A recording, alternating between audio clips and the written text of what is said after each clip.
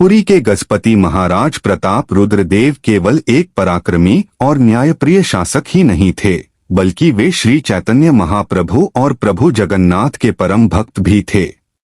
उनका जीवन भक्ति और विनम्रता का अद्भुत उदाहरण था। उनका दृढ़ नियम था कि वे प्रभु जगन्नाथ के दर्शन किए बिना और महाप्रसाद ग्रहण किए बिना अन्न का एक दाना भी नहीं लेते थे। एक अनोखी परीक्षा। एक बार राज्य के कार्यों में अत्यधिक व्यस्त होने के कारण महाराज को श्री मंदिर पहुंचने में देर हो गई। जब वे मंदिर पहुंचे तब तक दोपहर की आरती और भोग समाप्त हो चुका था। मंदिर की मर्यादा के अनुसार उस समय दर्शन बंद थे। यह जानकर महाराज का हृदय व्याकुल हो उठा। वे सोचने लगे, क्या मुझ में अहंकार आ गया है? क्या इसी कारण आज मुझे मेरे प्रभु का प्रसाद प्राप्त नहीं हुआ? वे मंदिर के बाहर बैठकर अश्रुपूर्ण नेत्रों से प्रभु जगन्नाथ का स्मरण करने लगे। भक्त की पुकार।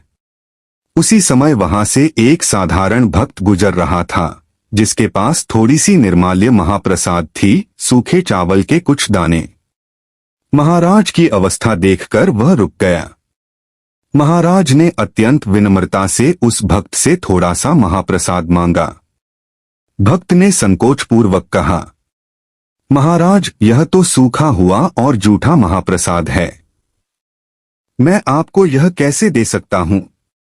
तब महाराज ने हाथ जोड़कर कहा, जगन्नाथ का प्रसाद कभी जूठा या अशुद्ध नहीं होता। वह स्वयं ब्रह्मा स्वरूप है। यह कहकर महाराज ने उन सूखे चावल के दानों को बड़े प्रेम और श्रद्धा से ग्रहण किया।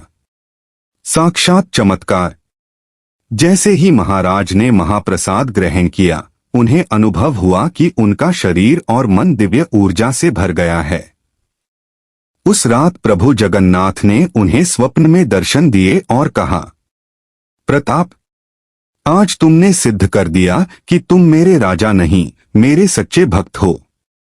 जो सूखा महाप्रसाद तुमने श्रद्धा से ग्रहण किया, वही सबसे बड़ा त्याग और सबसे शुद्ध भक्ति है।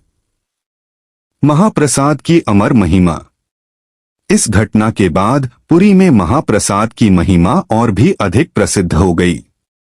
यह विश्वास दृढ़ हो गया कि महाप्रसाद को जूठा, छोटा या जातिपाति के भेद से देखने वाला व्यक्ति कभी मोक्ष प्राप्त नहीं कर सकता। शिक्षा भगवान के दरबार में पद और प्रतिष्ठा नहीं, केवल श्रद्धा का मूल्य है। महाप्रसाद का एक कण भी पूरे ब्रह्मांड